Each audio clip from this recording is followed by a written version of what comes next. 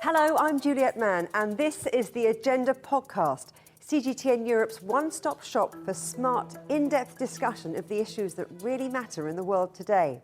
This week, I'm at the Club de la Fondation in Brussels for an event hosted by Peking University and China's Chamber of Commerce to the EU. There are diplomats here, business leaders and academics, all talking about the evolving landscape of China-Europe economic and trade relations. Let's start by hearing from His Excellency Fu Cong. We're here in Brussels. We're at this event that is about navigating the new era of the evolving economic and trade relationship between China and Europe. What's new about that relationship? Well, it is actually a gradual resumption of the contacts between the two sides after the 3 years of pandemic. And I'm very glad to see that actually there is a good momentum. And I'm sure you have seen the flurry of high-level visits to Beijing last month, and in the past couple of weeks, and actually starting from December, starting from President Michel's visit to China, and then followed by senior officials and senior leaders from the European side. And now there's a good momentum for the bilateral relations.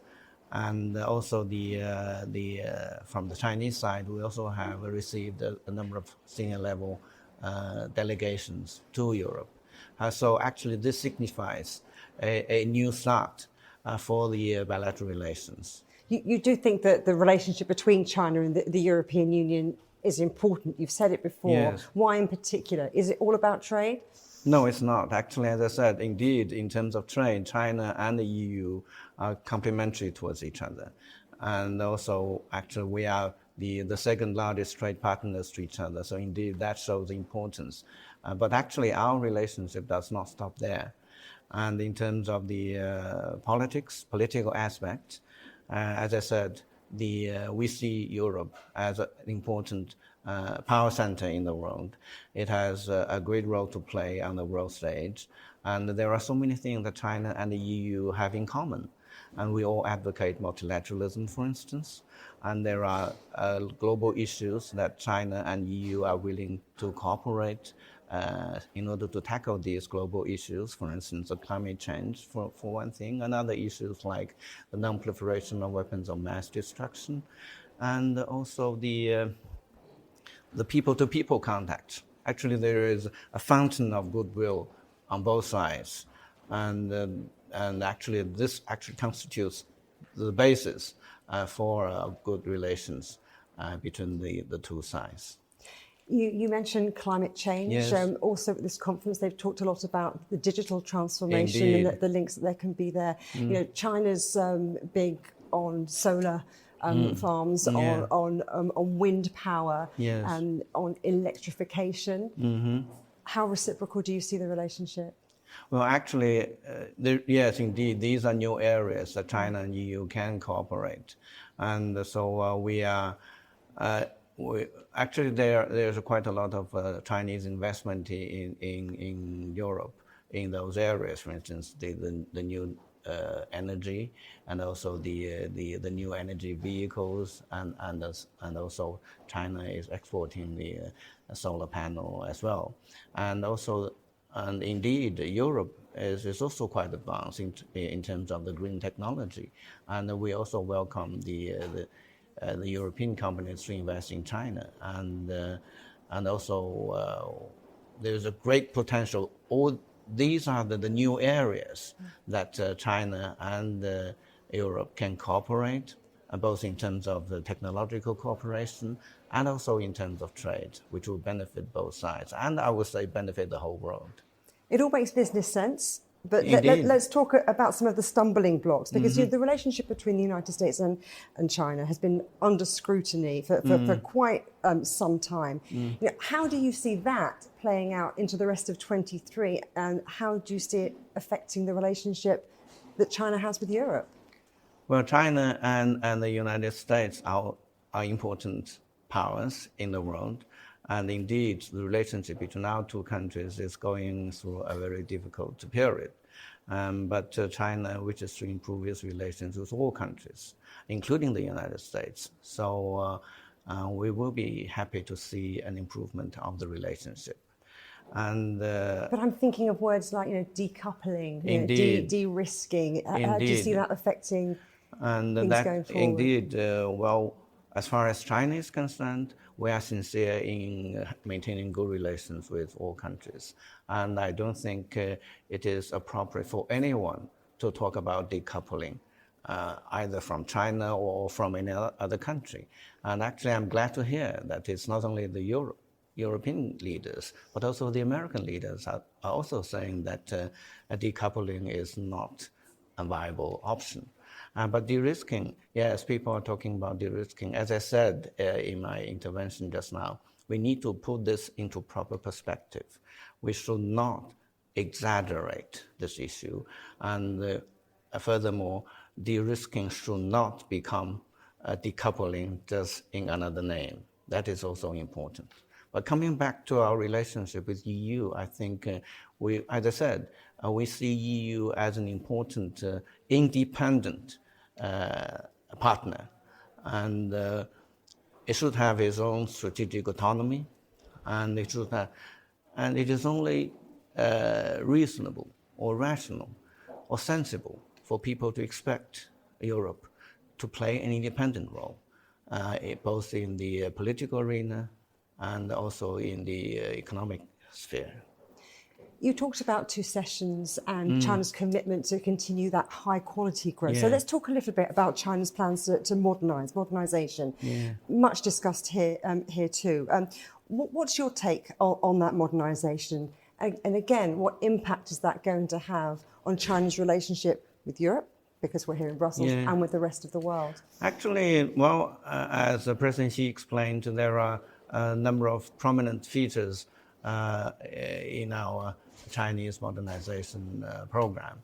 First, it's the modernization in the most populous country, and also our objective is to achieve equity, and so to reduce the gap between the rich and the poor, and also it will be modernization which actually try to keep the balance between nature with nature. So, and harmony with the nature.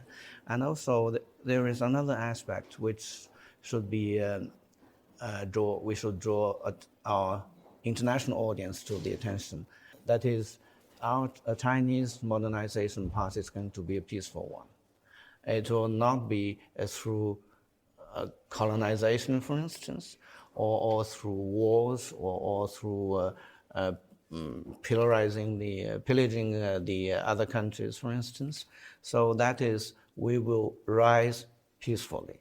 That is important. And what is the relevance to Europe? Of course, it has huge relevance to Europe and to the world. Economically, when China modernizes, I'm sure there's huge potentials and huge opportunities for other countries like Europe. The huge opportunities for the whole world, including Europe, and economic ones, and also and in terms of the foreign policy. So when China rises peacefully, it is in the interest of the whole world. And here we also want to engage with other partners in a peaceful manner. And so that, as just now I mentioned, the global governance and so many other things, that China is willing to cooperate with other countries. Since you mentioned it, I'm going to ask you about war, about conflicts that are taking place. Ukraine is very much shaping what's happening with global supply chains, with the energy sector, and Europe and China have had very different approaches in how you've reacted to that. Actually, for us, our position has been explained on numerous occasions. So it can be summed up in one word: peace. So we would like to facilitate peace, and for us, what is most important to have the ceasefire as soon as possible, because we want to put a stop to the senseless killing that is happening as we speak, and that is very important. So we know that there are complex reasons for this conflict, and but the differences can only be resolved through peaceful negotiation. It cannot be resolved on the battlefield. That is our firm belief. And that is why China has been talking to both sides, both to Russia and also to Zelensky, the President Zelensky of Ukraine.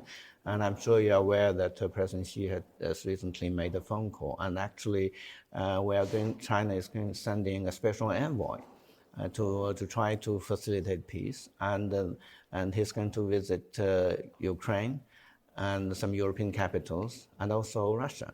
And so these are the Chinese efforts to try to facilitate peace, because we firmly believe that whatever differences that may exist between countries, the only viable way to resolve them is through peaceful negotiations. It cannot be through war.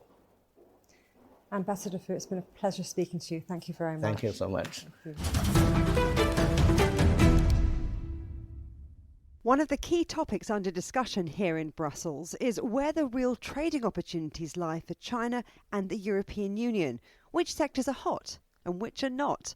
I spoke to Bernard Dewit, President of the Belgian-China Chamber of Commerce. Bernard Dewit, it's great to have you on the agenda. Now, when you come to events like this that are about forging closer trade and investment ties between China and the European Union, you look around the room. Do you like what you see? I don't like what I see. I don't like what I see because I see so many Chinese faces, some coming directly from China, some being here in Europe, and I see not many European faces.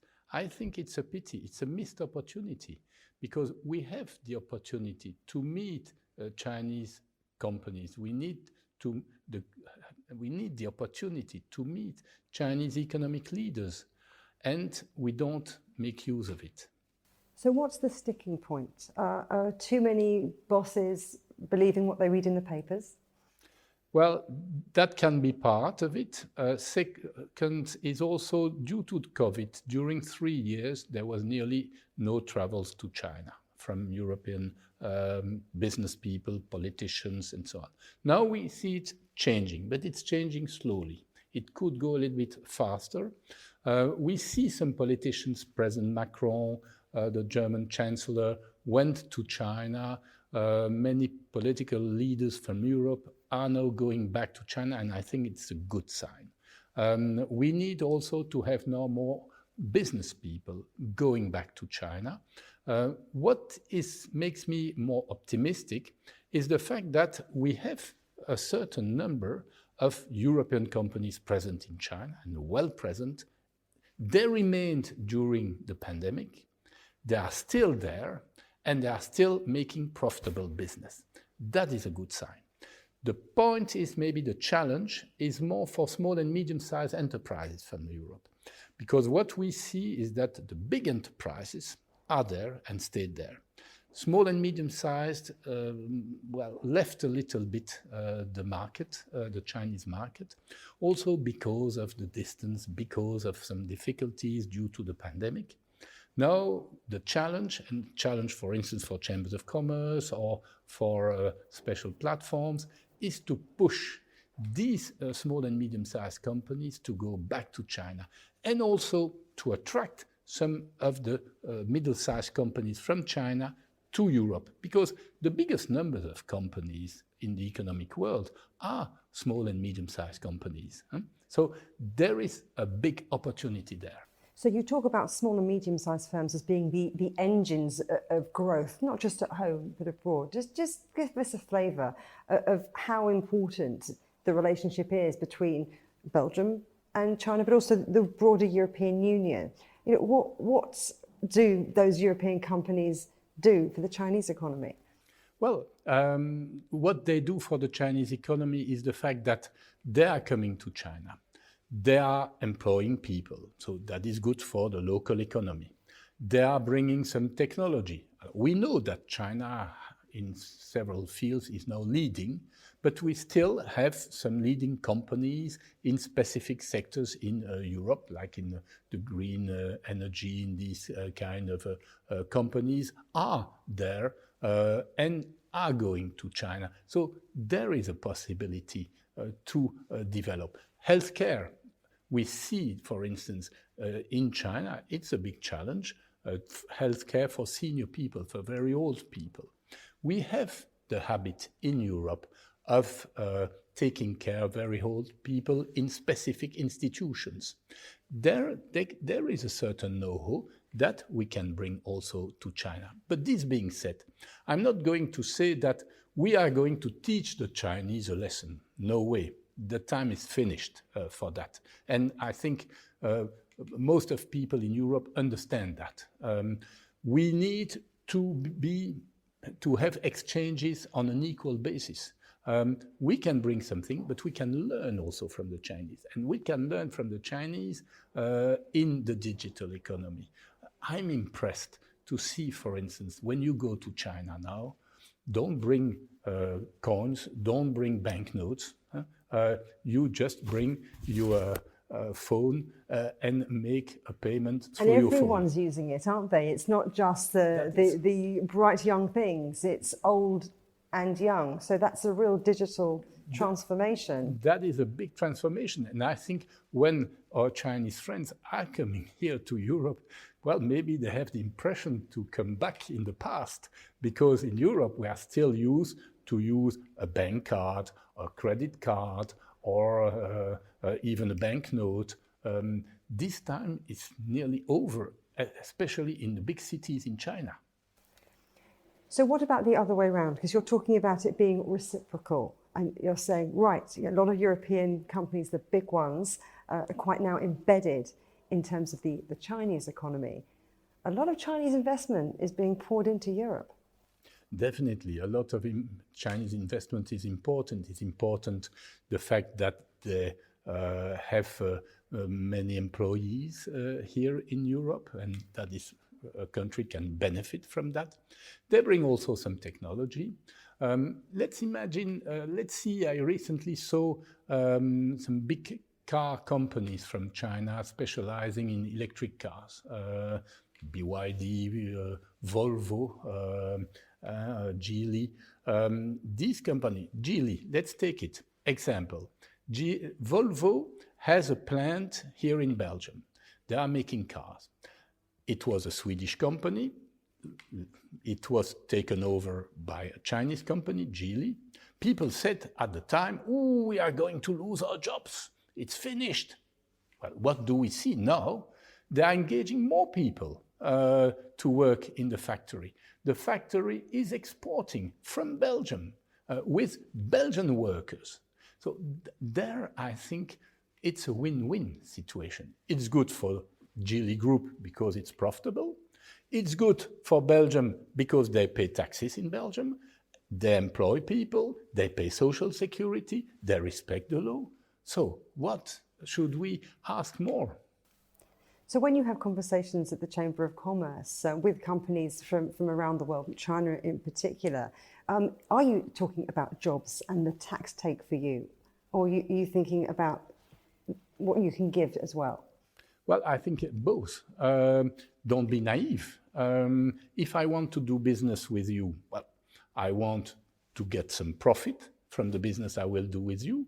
But I also know I will bring something to you. Otherwise, you will tell me, "Look, Guy, you are only thinking to your own profit. I am making losses because of you. I will not do the business." So you need to have a win-win situation. And I think that is now the challenge for the coming months and years.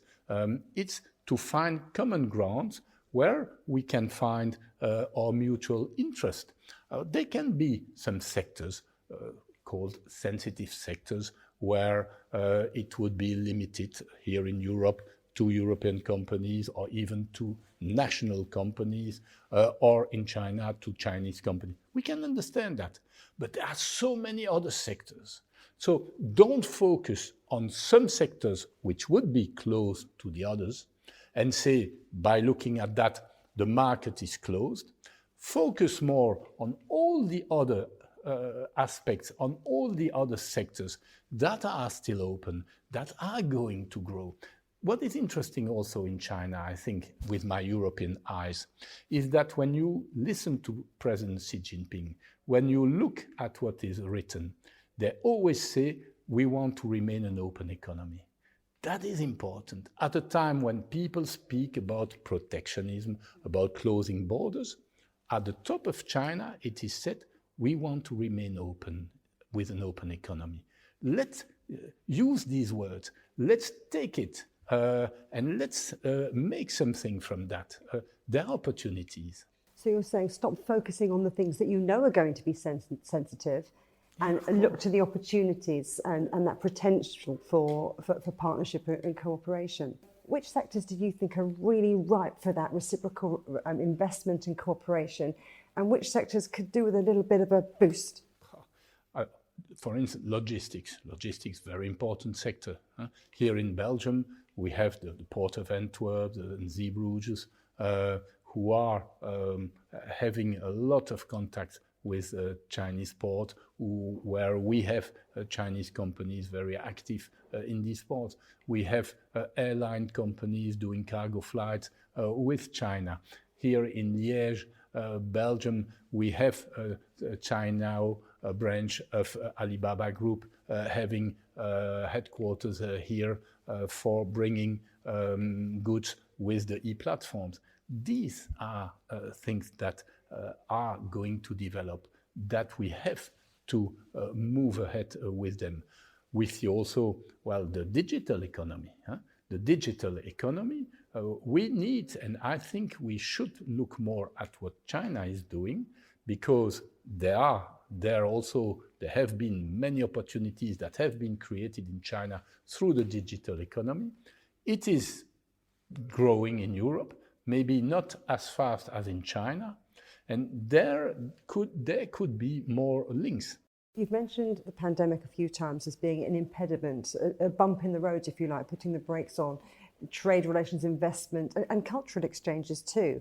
But the economic backdrop is complicated. The geopolitical backdrop is complicated. That plays into it too. No, that is true, and there are a lot of challenges. And in the geopolitics, we see, for instance, that Europe is very much preoccupied with Ukraine. Ukraine for Europe is a big problem. What I see, and here I give you my personal opinion, I personally think that what China did by making a proposal concerning Ukraine was first courageous, because you know that it's easier to criticize than to bring something. To bring something that will not please everyone, but it's something positive, at least to try. Alors, we can say we don't like, we do not agree with part of it, but what would people have said if China would have said, we give all the weapons to Russia and we go to war? No, China is playing a diplomatic role, is playing a peaceful role. I think we should listen to that instead of just saying we don't want to discuss what China is proposing. At least we should listen and start a discussion with China. That is one example. There are many challenges, you see. Alors, yes, economically, we can be also competitors. Well, that has been in the past, it will be in the future, like we have competitors within Europe. Definitely, that's the economic life, and that is good. And in competition, sometimes you make agreements, sometimes you fight, sometimes you win a market. That is the normal competition, you see. You talk about competition, so I need to ask you about the Inflation Reduction Act in the United States and how that has been described to some as being written with China particularly in mind. Do you think it changes the reputation of this openness you speak of? Well, it's a big challenge for European companies, I would say, because this Inflation Reduction Act is in fact attracting foreign investment to the US and will have maybe a choice foreign investment, though. Right. Alors, some European companies will more focus on the US market, but there also, I think, global companies will be there in China, as in the US. China, 1.4 billion people, which means consumers, which means needs for a certain number of goods, of materials, and so opportunities for European companies, even for US companies. When you look economically, the number of US companies active in China, exporting to China, is also huge, even though politically there are tensions, but economically business is going on. That is also something you don't read often, you don't listen often to. So business goes on. Now, something else which is shaping the trade and investment relationship, not just between China and the European Union, but worldwide, is that thrust towards sustainability. And how do you think that Ursula von der Leyen's Green Deal is going to impact the economic picture? That is the new challenges, I would say, and we have here in Europe also the words taxonomy, where companies will have to comply with stricter rules concerning sustainability, concerning green in their activities. But what we see is in China you have the same. In China, you have the same reaction of the government pushing their companies towards that. So I think there also we should have a dialogue with China on these aspects, because the problems are the same. The earth is the same. So we are here with common challenges that we need to face. The best way is to face it together. It's not easy. We are not sure to win. We all hope. And personally, I'm an optimistic, because when I see the progress that has been made in many technologies, I think we can go over. But we need the help of each other. It's not by closing the borders, working each on our little territory.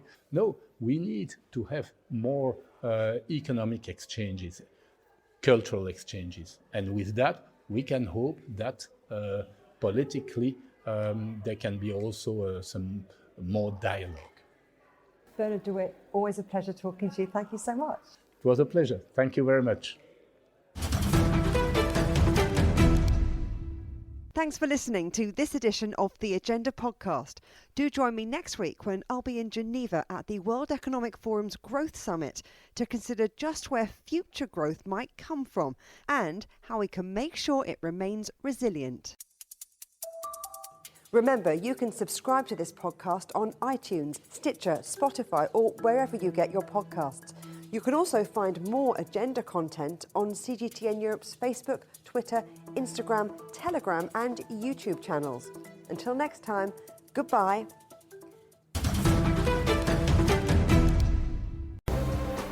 The most interesting questions. Are there other living beings beyond Earth? Will man or machine be in charge? Great question. Always have more than one answer. Well, hold on, let me just draw up a list. And always come from more than one person. That's where the credibility lies. The concept of having a machinery which is alive and evolving didn't wait for us. The end of inequality of incomes and wealth around the world, can you imagine how difficult that is at the moment to achieve?